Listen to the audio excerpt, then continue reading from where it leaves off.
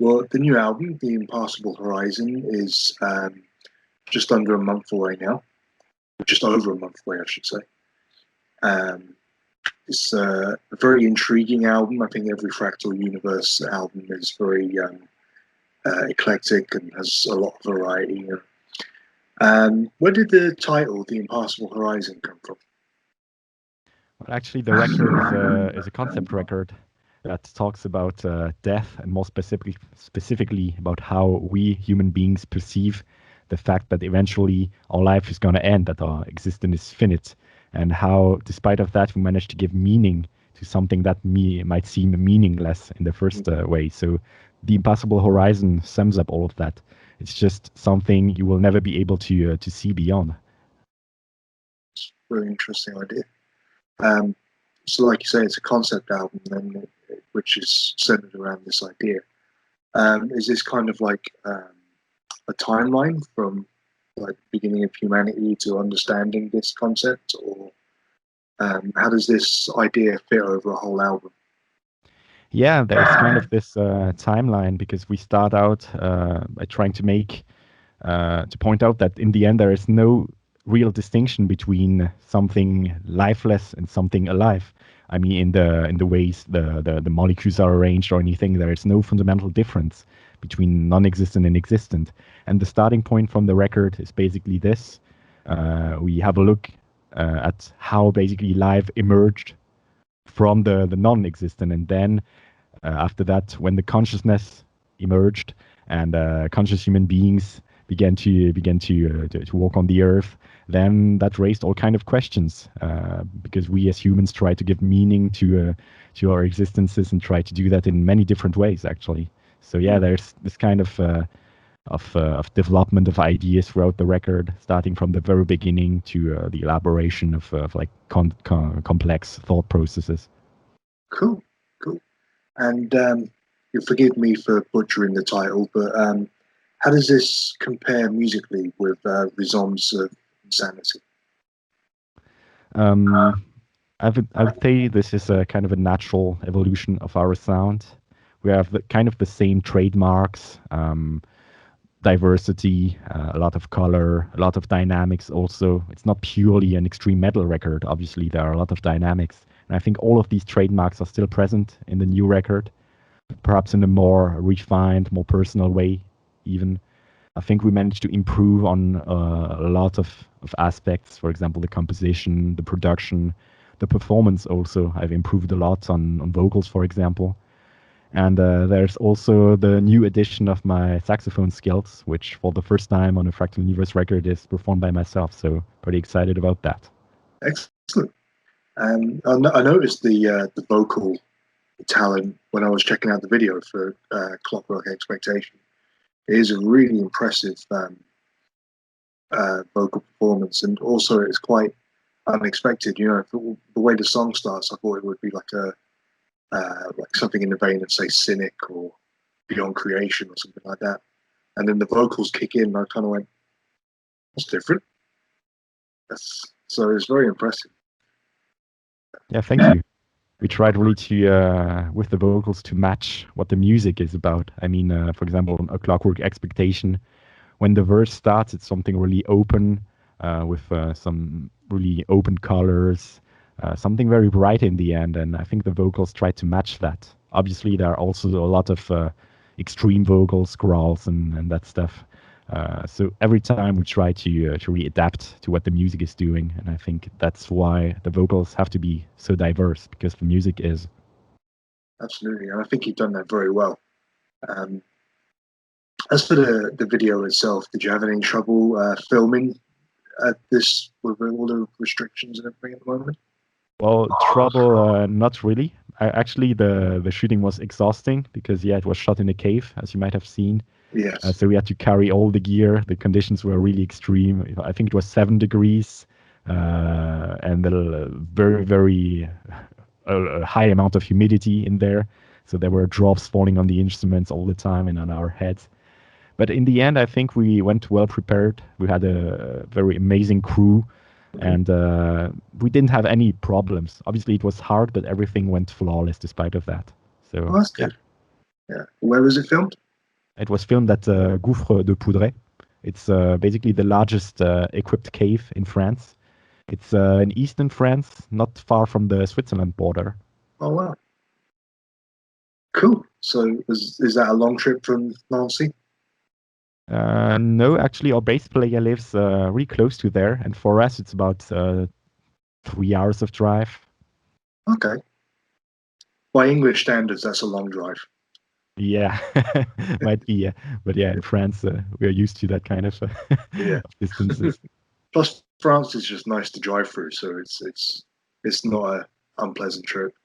Yeah, especially in these, you drive through the mountains partly, so that's quite pleasant. Yeah. Something else quite eye-catching as well is the artwork. The artwork is really cool, and what I like about it is that at first you can't quite see what it is. You know, it's because it has that kind of blend of colors, that mixture. It's at first very left open to interpretation. So, how well do you think the artwork represents the music within the album? Well, I think it's just matches with the music perfectly. The guy who designed it is named Chad. He designed all our album records so far. And basically, what we do is we send him over the lyrics, the music, and also a little explanation about the lyrics. And then he has complete freedom basically to provide us with different drafts, and then we pick the one we like.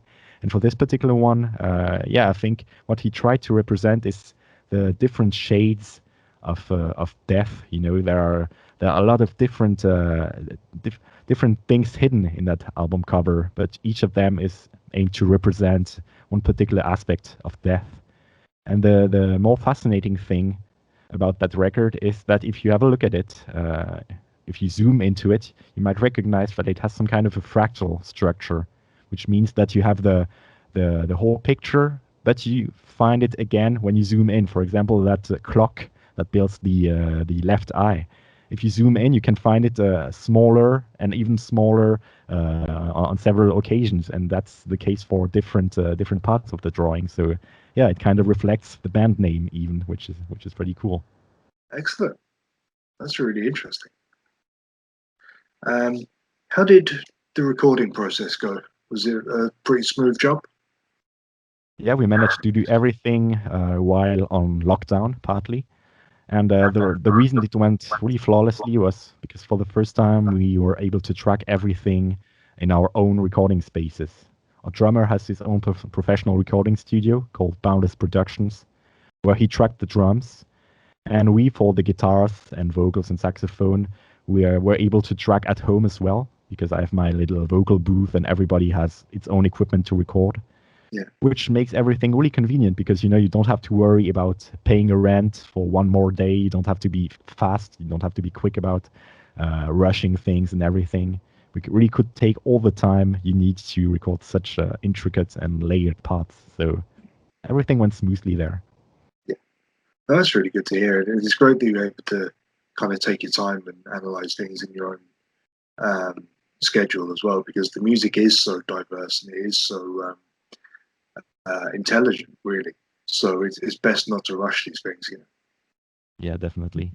Yeah, like you say that you've had to record under lockdown. Did the pandemic affect the album in any other way?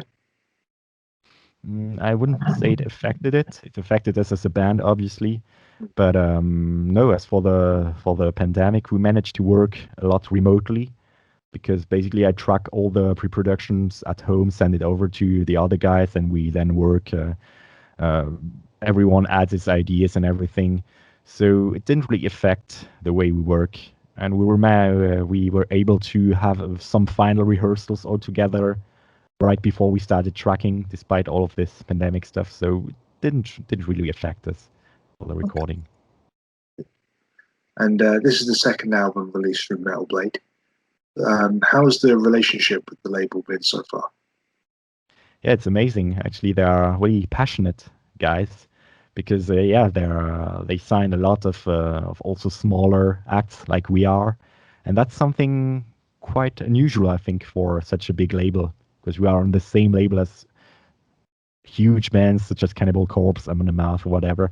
And yeah, it's really passionate guys, I think, at the beginning of all of this, and you can really see that in the way they work. And yeah, everything works really well with them. We don't have any complaints. They always try to do the best out of the material we send to them. So yeah, hope that is a collaboration that will last for long. Good.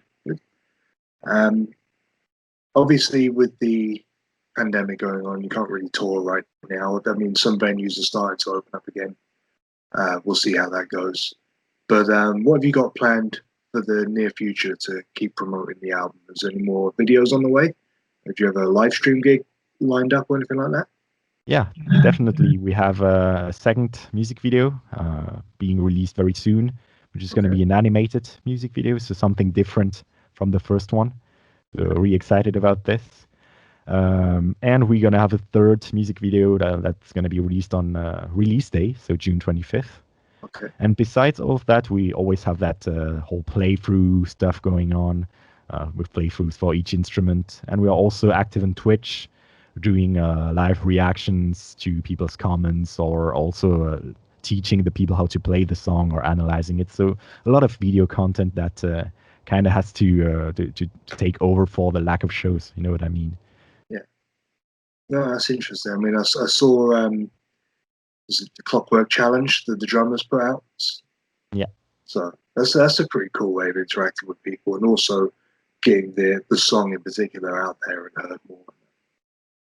Yeah, we're definitely trying out new stuff for this record, and that's all been really accentuated by the pandemics, obviously, because that's our only way for now to connect with people.